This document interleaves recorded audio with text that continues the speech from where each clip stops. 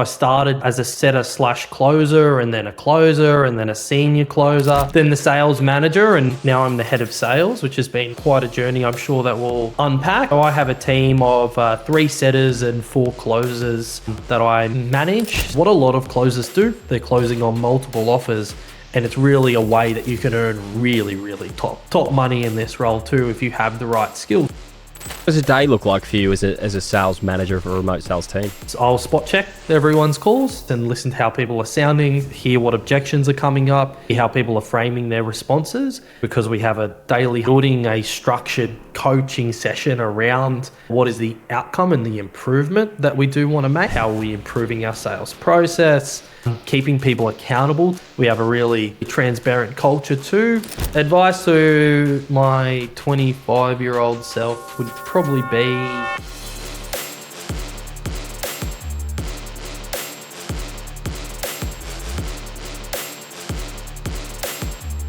Welcome to the Remote Sales Podcast, the show that helps you crush a career in remote high-ticket sales. I'm Kris Cochrane, founder of Remote Sales Institute, and today I'm joined by a very special guest, Lewis Capner, one of my first ever remote sales students, someone who pivoted from being a physiotherapist helping people rehab injuries to now leading one of the most awarded sales teams in the buyer's agent space. Lewis, welcome to the show. Thanks for having me on.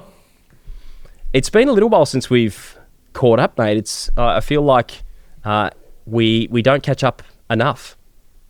No, I feel like I only call you when there's a problem that I need your help with normally. So you're always getting me when I'm at my worst, at your worst, seeking advice. Yeah. You've got problems. So it's nice to catch up with no problems. Oh, we'll see, mate. Maybe we have some time at the end. We might. Yeah, there's a gotcha at the end. Help Lewis solve. So, mate, great to have you on. And for people listening, can you maybe give some insights into what do you do? Who do you work for? What do you sell? What is ultimately the team you lead? What does that team sell? So I work for InvestorKit buyer's agency, which I started there as a setter slash closer, and then a closer, and then a senior closer, then the sales manager, and now I'm the head of sales, which has been quite a journey I'm sure that we'll unpack. So I have a team of 3 setters and 4 closers that I manage. So what that kind of looks like is reviewing calls and basically giving feedback quite regularly. What you used to do for me, and what we sell is basically we help people buy investment properties and build portfolios. So we're very lucky. Is the holy grail of all for all salespeople is getting on an offer they truly believe in. And I truly believe that we buy property better than anyone does, and having a real client first mentality means that the sales journey is pretty easy off the back of that too. So we're everything from portfolio strategy right through to buying the property and then ongoing support afterwards. So it's really a pleasure to sell. I love that. And it is the holy grail for all salespeople, is to have something good to sell. Every great salesperson needs someone or something good to sell. It's like every surfer needs a surfboard. Every salesperson needs an offer to sell, and ideally it's something you're passionate about and that actually works. And in your case, being awarded Buyer's Agency of the Year for 2 years in a row, 2023 and 2024, I believe. Yeah, that's right. Pretty hard to go past that as an offer you can get behind. Yeah, and I mean, if it's not something that you're passionate about, at least let it be something that you do believe in, right? Or you do fully trust. Because if you don't trust what you're selling and you don't believe it, that's just going to come across on your calls and your conversations with people. And as you taught me, people buy from people they like, respect, and trust, right? So they're going to do all of that more so if you're really coming from a genuine place of belief and wanting to support people. Without a doubt. But it didn't start in sales for you. It started in a different career. Take us back to before 2022 when you started in this role as an appointment setter slash closer. What were you doing? You're a physio. Yeah. So I can probably take you back a little further than that. At school, I never really really focused on anything. And I've got a family full of lawyers and teachers, etc. So academia was always pretty big. And my place was either trying to make people laugh in class, or playing sport. And I was kind of my dad would always say that I'd work in radio because I was good at talking. So I didn't really know where that talent would lead me, and so I kind of fell into physiotherapy, as much as you fall into a 3-year degree with a master's attached to it as well, right? But it was either that or engineering, and engineering was like an hour and a half travel away, and physio was only 40 minutes. So I remember being in my first day of physio class, and they're like, okay, why are you here? Like, put your hand up if it's for the money. Put your hand up if it's to help people. Put your hand up. And I didn't put my hand up for any of it. And then they're like, all right, if you haven't put your hand up, you shouldn't be here. And that should have been a bit of a light bulb moment for me. But so I managed to get my way through, and then started out as a physiotherapist. And considering I never really went to any class, wasn't that good at the physio side of things, but was quite good at getting people to come back and to want to see me and to have that chat, and just having a place where they really felt heard. And I ended up working in a chronic pain management clinic where we ran 8-week pain management programs for people. And one of my roles was I'd have to have the initial meetings with these people, basically to get them to turn up. And if you're in pain, you don't want to come to an 8-week pain management program, 2 days a week for 8 weeks. So I found the only really way that I was able to do this well was by asking a lot of questions, really understanding someone, and then positioning us as being able to help them, but them needing to do the work. And if I did it in any other way, I told them how long and all the hard work first, it just didn't work. So I had really high attendance rates compared to everyone else. And then I sort of went, well, maybe sales is the path that I need to go down. So started to explore options in sales. What wasn't working for you? What were the main challenges about being a physio, other than the fact that you just never actually wanted to be a physio? Was there anything else that kind of wasn't working in that career that you wanted to get into, something different, and particularly remote sales?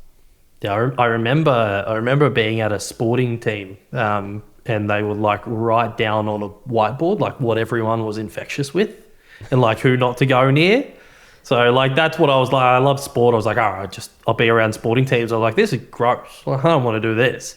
But look, I was driving an hour and a half there, an hour and a half back. I did have no control. It was all what people, regardless of if I had people or didn't have people, I was in the clinic, I was sitting there. It was all the paperwork, the conversation with doctors that I was needing to have. And I guess, I was very limited too when it did come to income. So there was sort of a ceiling that I could get unless I went and opened my own practice, and that wasn't necessarily something that I wanted to do. So I think it was not right for my lifestyle or the life that I did want to live. The amount of time that I was burning just traveling there and back every day as well. The ceiling that it did give me, I think, meant that I wanted to start looking elsewhere. Got it. And why sales? I'm sure some of your family thought you were crazy getting into sales. Why sales? Why did you choose this profession? Well, initially I was going to go into something called medical device sales, which is like the medical sales. And then had one of my friends who worked in the car industry and worked remotely doing that to the point where he was able to invest, and this opportunity then popped up. And then when he was telling me about it, and I initially spoke to Arjun, our founder, all the upside seemed to really align, like work from home, the ability to earn commission, to be rewarded for the work that you do as well, was a new one for me. It's like physio, your 9 to 5 is, it didn't matter how good you did, you were still kind of getting paid the same quite often, at least the roles that I was in. I guess the upsides of sales and this particular role too was sort of too hard to ignore. So you landed the role with with Arjun and the team. So you helped Arjun get off the phone. He was selling it, I believe, up until when you came along. He was still doing a bit of it. We did have one other guy. Shout out to Jordan. You're ever watching? Jordan, that's right. Yeah, yeah. Jordan, of course. He was. Jordan was closing for us. Before. That's right. He was too. And then Jordan was moving on. He started. And he's now running a super successful company, Game Plans. Yep. And that was all kind of kicking off for him. So that's right. You were sort of stepping in for Jordan. Yeah, that's right. Yeah. Jordan, the superstar, a wonderful business that he's run, just done so well for himself too. But it was time for the role to have someone fully dedicated to it. And it was time for Jordan to focus on his business, which is probably the best move that he's probably ever made. And the best move I've ever made too. So it all worked out. Absolutely. Well, let's talk about the first few weeks then. How were the first few weeks in the hot seat? You've moved across from physio. You're now a remote closer. You're suffering potentially some imposter syndrome. Is this going to work?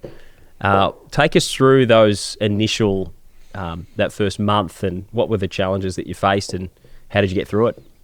Yeah, I remember when they told me my job title, which was senior property consultant. I was like, man, I hate to see junior property consultant. Yeah, so... So firstly, what I did, and I think that this is some advice for anyone, is I was on holidays with friends and family up at the Whitsundays, and when I was interviewing for the role, I listened to every single podcast that Investigate had ever done. So I listened to like 3-4 hours of podcasts a day. So I was just going for walks when everyone went to sleep. I was like, I want to learn everything I can about this company to work out if it's also right for me. And then that was a leg up when I came into the role in terms of knowledge that I had in the industry, knowledge that I had about the company. So then I get into the role. Arjun at this time is managing all divisions across Investigate, and Investigate's going through this really rapid growth phase.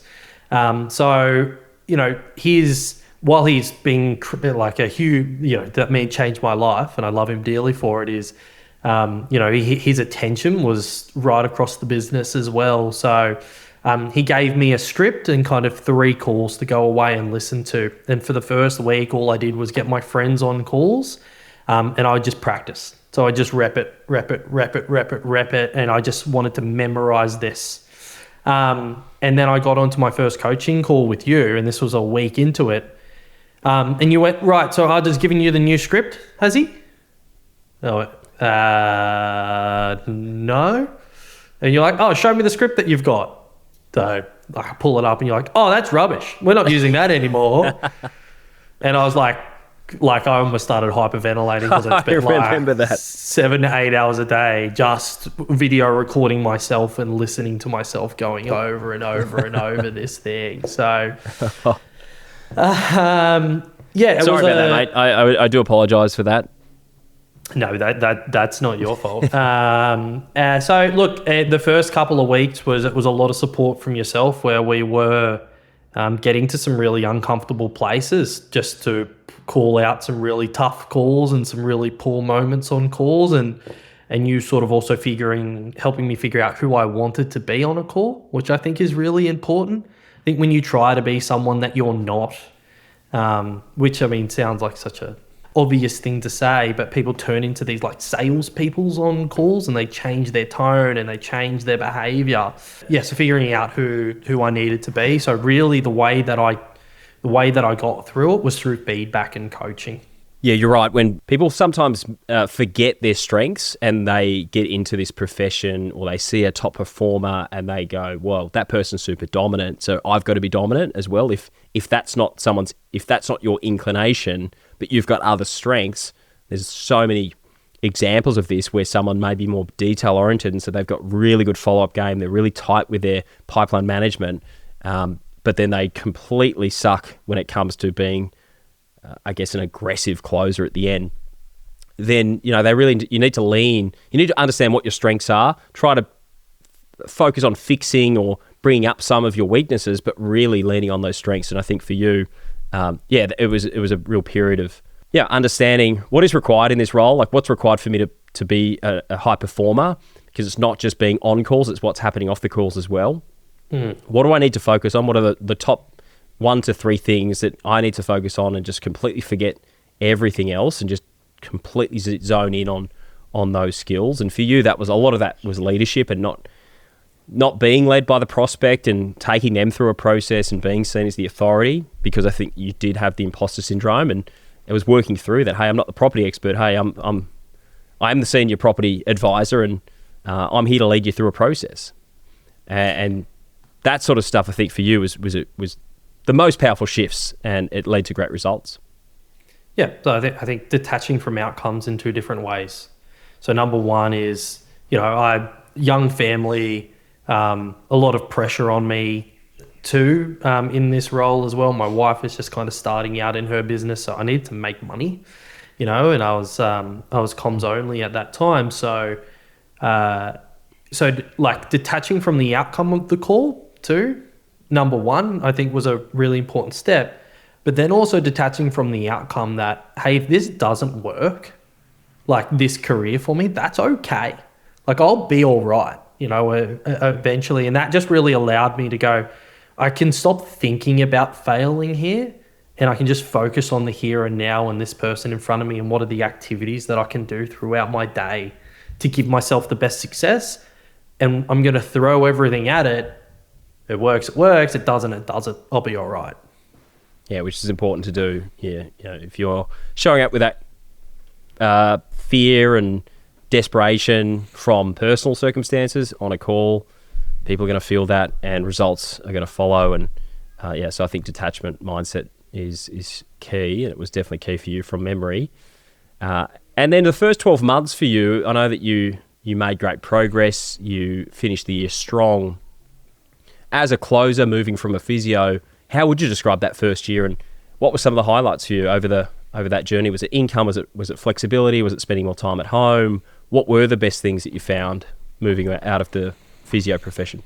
There is a lot of flexibility, and I still do have that, but I choose to work. Like I choose to spend the hours at my desk that I do because I love it, So, I can rule some time out and go and play golf. I won't do that if I don't feel like I've earned it though, at all. So that's good to have that freedom in your back pocket, but also choosing then to work. And because I had then so much time back from not traveling to work, being away from my kids, that I can duck out, I can pick my daughter up, I can drop my son off to his parents, to my in-laws' house, right? So, and then you're just there for moments also when your wife needs you, like the child's screaming, you can help for 5 or 10 minutes, right? So, that people think of flexibility and in being able to go and take a day off, but really just being able to be there and support your family by still being here is really important, but still putting in the hours at work. And then income was really, that was a really solid year of income and being rewarded for good work that you do and the effort that you do put in. And then I think the other thing was just making progress in a role, getting better, learning something, seeing how it worked in a call, seeing how it didn't work, getting into some really uncomfortable places on calls too, in order to remove what my beliefs were on what could and couldn't work on a call. And again, that's through coaching, is hey, go and try this, and then when that works. So I think in 3 different ways, yes, the flexibility, but flexibility in being able to be there for your family, the income from it, and then just making progress in a role that you throw everything into too. I think progress in yourself as well. I believe, self-growth, what it takes for you to earn multiple 6 figures, high 5 figures a month, what it takes for you to be a high performer in this space, it really encourages people to grow. Personally, more so, I believe, than most other professions, and I'm sure you found that when you compare it to physio, it probably didn't require you to become a completely new version of yourself to to be successful as a physio and to do well? No, there's a lot that crossed over. And it was actually when I went back and figured out that I'd actually closed a lot before, or just closed it in a different way. That's when it really kind of unlocked, is just going, oh, I actually have done this, and there's things that I am quite good at here. So let's lean into those. From closer to leader, moving from being a closer to now managing and leading the sales team, what triggered the shift for you into management? Yeah, so a couple of things. The business was going through a transition that businesses do go through at some point, where you need to stop sort of comms only roles within your business, and you do need to look at, well, how do I scale and build out a sales team to deal with the amount of leads that we're getting to? So there was a natural shift that the business was going through, and then I was kind of at a crossroads where it's okay, well, I can continue to go and chase comms only roles, but move and offer hop from business to business. Which is what a lot of closers do. They're closing on multiple offers, and it's really a way that you can earn really, really top money in this role too, if you have the right skill sets. Or, it was to pursue something that I was passionate about, which is coaching, and good sales calls is also about coaching.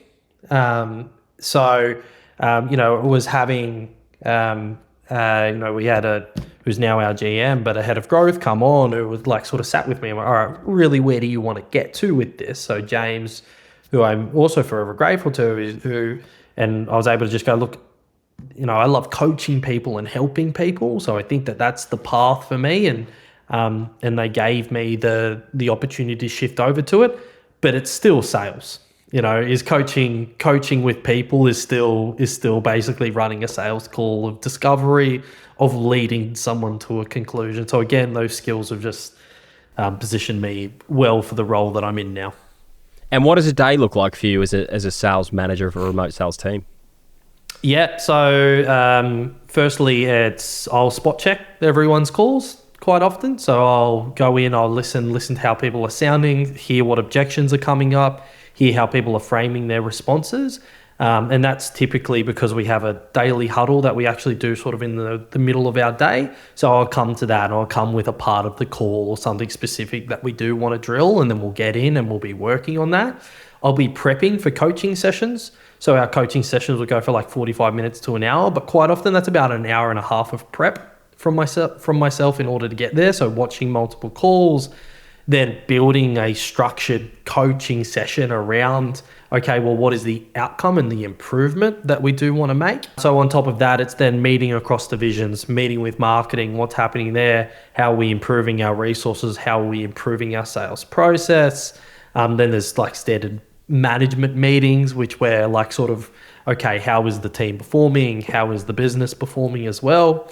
Then I'll also be going into the pipeline. So spending a fair bit of time in the pipeline is, okay, are we updating the CRM?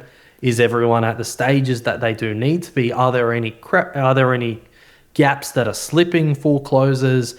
Keeping people accountable to that too is, I don't want to say naming and shaming, but we have a really transparent culture too.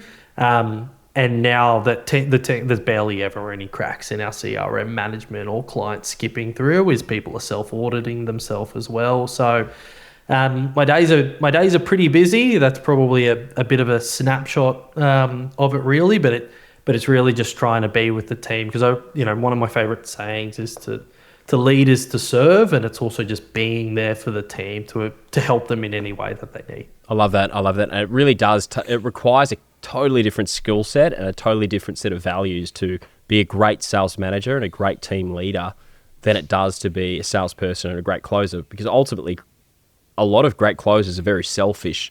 They're fully focused on themselves or hitting their targets, hitting their results. And as a sales leader, you've got to be totally focused on the team growing. And so it's just a complete context shift when you move into sales leadership. Yeah, and then it's then about, well, what is your values as a company, and then upholding the sales team to those values so that they're not just quick winning. And I've got a really good team, I do, but it's always about aligning them back to that too, is what is best for the whole here. What do you find, the biggest challenges as a sales manager that you faced that you didn't really have to, I guess, deal with as a sales closer? As a closer, you're kind of just managing the other person that turns up on the call, and how they're coming, what their emotional state is like, what their energy is like. But then as a manager, it's a lot broader. You're managing also your team, how they're turning up to the calls, what they've got going on. And we have a really large emphasis as a company on personal, professional and financial goals, and making sure we have a really good understanding of that for our team, so that we can then also coach to it, and then coach how their behaviors are contributing to that as well.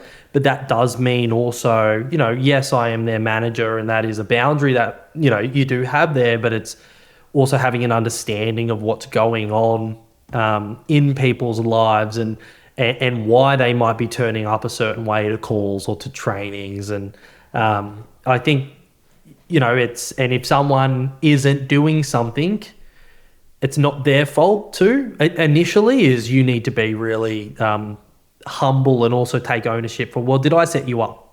Did I set you up for success to know how to do that, to be doing that consistently? So, I kind of, when I was younger, thought of management and just yelling at people, like, go and do this, and it'd get done. But it's just not what. It's almost never that. It's almost all. I mean, it's never that. I wouldn't say it's almost never that. It's never yelling at people. No, but it's. A lot of it is just building relationships, like really building deep relationships with your team, getting to know them, helping them feel understood, and just supporting them, as you said, serving them and supporting them, and also recognizing their strengths and weaknesses, knowing them really intimately, and holding them to a high standard across the board, but also having different expectations for different people with around different parts of their role. Yeah, so if their success is my success, then I'm very invested in their success. So every conversation we just have is all around them being successful, right? And you can't let that framing slip ever either. If you feel like you're coming into that with some agenda, but if you're really aligned, then. So look, I would say that balance is the most challenging thing there too. And there's been some times where I've definitely got that wrong. But it's what you're searching for almost every day, and how to improve. And the same way in which I coach down, I get coached, so I have, our GM watches my coaching calls and gives feedback on how to run a good coaching session too. So that doesn't ever stop. So if you do want a career, mindful of the people who are watching it, you do want a career, you need to be open to coaching. You need to be open to feedback. You need to be able to be vulnerable in these sessions, because, it is where you get growth. Could agree more. Now, looking back on the journey, how has your life changed since making the leap, and what would you say the biggest wins have been for you? Yeah, well, number one, I am definitely much more available to my family. And to be a father is to serve as well. I guess the lead is to serve. So I can do much more for them. I can, provide much greater opportunities as well. We just upgraded our principal place of residence to our forever home, which is, much earlier than I thought that we would be able to do as well. And much happier too. Like, I would even say, taking a step back from closing into a manager role, I know I could earn more continuing to close. And I know I could go and offer hot. I hope that doesn't sound too, that I'm bigging myself up too much, but I could go and chase that. But I'm much happier staying in a company that I'm really passionate about and working in a space that I'm really, so my overall life fulfillment is just, is much higher than I would have been had I not taken this step into a completely foreign world. Now you're managing team, and you personally have made the switch. You've seen many people make the switch. Shout out Jack as well, one of our students at RSI who's on your team, and you've seen multiple people now move into this space. What traits do you feel lead people to success? And in remote sales now, again, granted that you had zero experience, so experience doesn't have to be one of them, But what are the traits that you look for? What are the traits you believe lead the top closers and the top setters to success that other people maybe don't have? Yeah, firstly, you need to be able to have a good conversation, like pub chat, I call it, is how do you just strike up a conversation with someone and keep that conversation moving? A really good place to practice this is if you're a parent is at kids' birthday parties where there's a whole bunch of parents you don't know, is how many questions can you ask people? How much can you get them talking about themselves? So number one is just that ability to really build rapport quickly with people. It's so important in sales. A real listen first and curiosity driven mentality is I really want to understand where you are. And I'll ask the questions to get me there. You're not asking questions for questions' sake to tick a box, it's to understand. And then being able to listen to that and then pitch back to it, right? Is being able to be like, hey, I hear you. Here's specifically how we can help. So you've got to have a bit of charm, a bit of charisma about you. You've got to have a listen first mentality that's driven by curiosity. And then you've got to be able to just talk back to that basically. So that's what I'm looking for. How you find that in a hiring process is another whole beast as well, which Kris, you're more than familiar with. So, which may be the next one, which is people that are seeking to get into this industry is how do you stand out then amongst applications, amongst people is, number one is have someone on your side, right? So that's always helpful if you do have a recruiter there advocating for you. But number two is you've got to think a little bit differently. You've got to think, well, how do I make my reach out to the hiring manager stand out? It is a sale in itself, and that's the game that I'm playing with people too. Is if I ignore you, yes, I am busy, and yes, I am a little bit slack with that stuff too, but how do you make yourself unignorable? How do you make an offer that's too good to refuse? Do you go, well, hey, give me some leads, let me call them, like I'll send it through, this is how I sound. Hey, here's a role play I did with a friend, this is how I sound on a call. Is how can you provide proof then? Love that. This is a sales call. Love that. How do you get cut through? Because there are lots and lots of people vying for roles to varying degrees of success, and also with varying degrees of background. But standing out in that crowd is really, really key. I love that. How do you make yourself unignorable? It could be a book. You could take that could be a book. You might want to copyright that name for a book. Yeah, how do you be unignorable? Or being unignorable. Or be unignorable could be a great book title. I think there's a TED Talk on that one. Being unignorable and influence people. Well, maybe that's I love that. Maybe that's too close. Love that, mate. That's your book. I don't have the patience to write a book. If I can voice clip it all and someone else transcribe it, maybe one day. But I need to have a little more value I can give. I think AI can help us with that soon, with the voice, turning a voice note into a book. I don't think too far another away. one. How does AI help you in sales? That's a big one, and maybe a conversation for another day. Well, how does, just a quick then deviation, how are you using AI at Investigate at the moment to help your sales process and just to help you guys improve?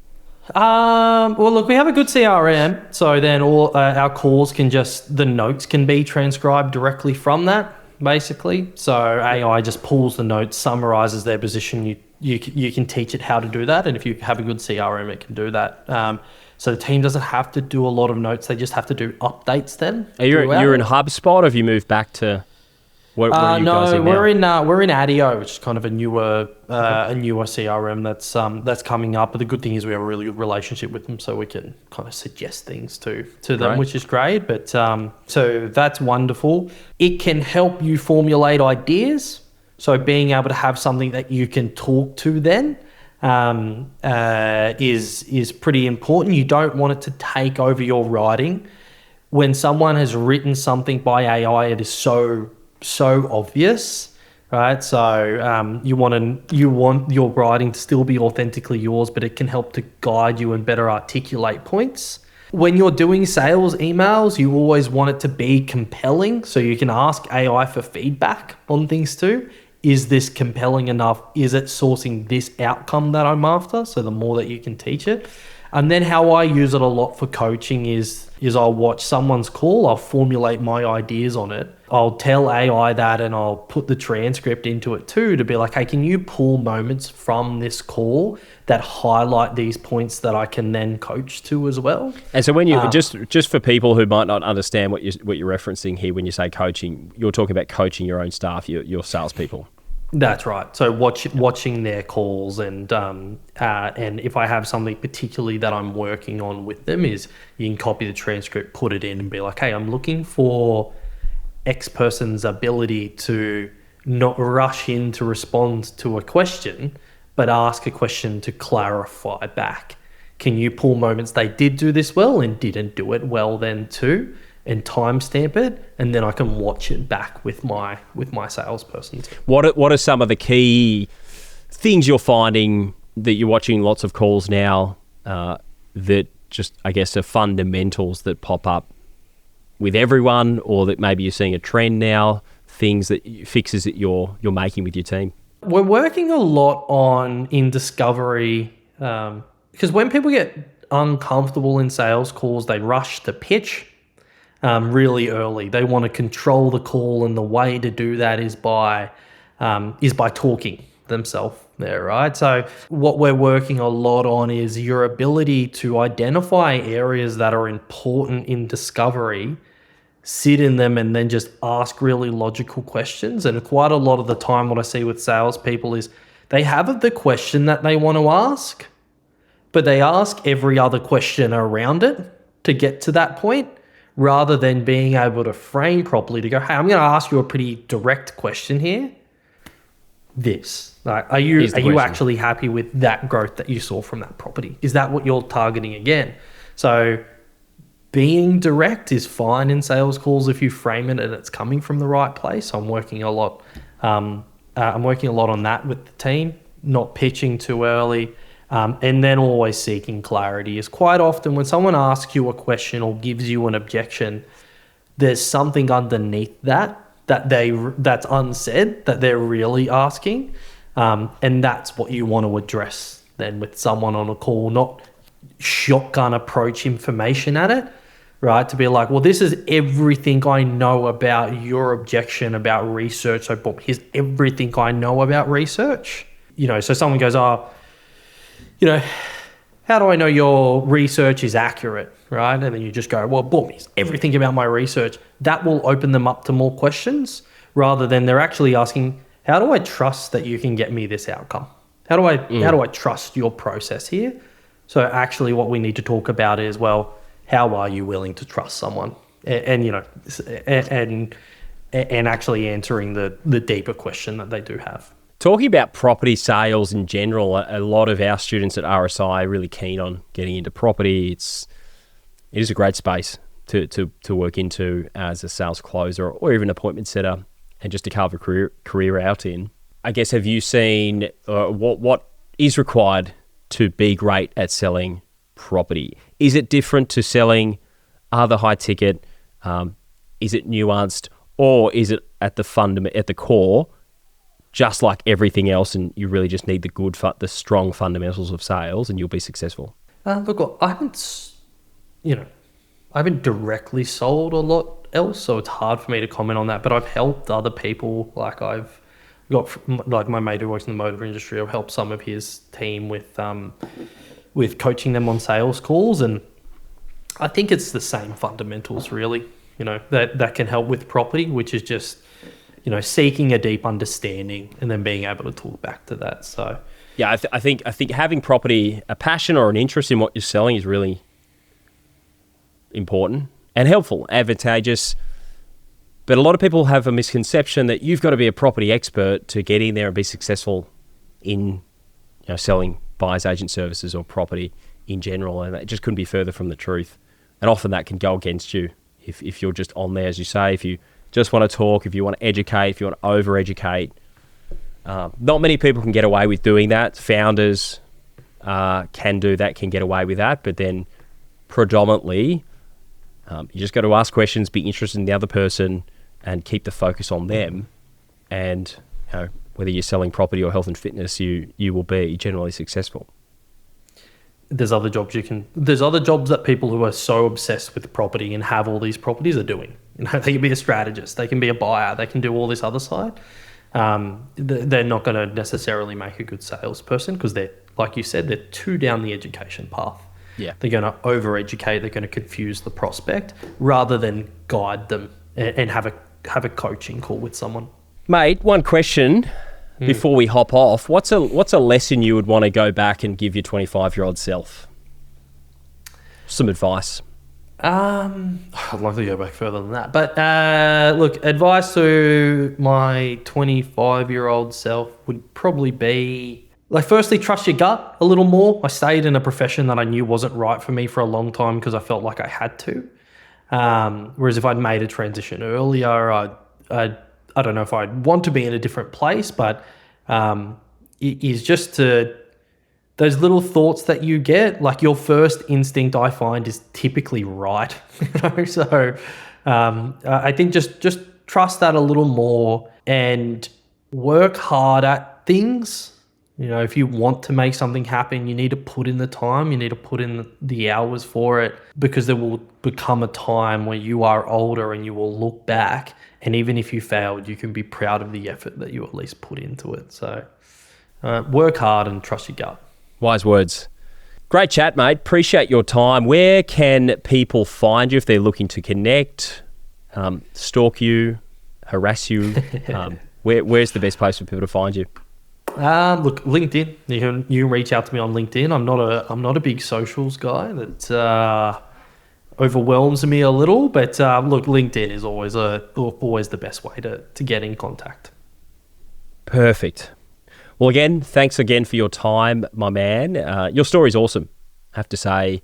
The transition from physio, having the courage to change careers with a family, with young children, with your wife starting a business. There's a lot of variables there, but having the guts to go after what you really want to do and carve out a life that you're living now, buying your own property, buying the house of your dreams and living a fantastic life.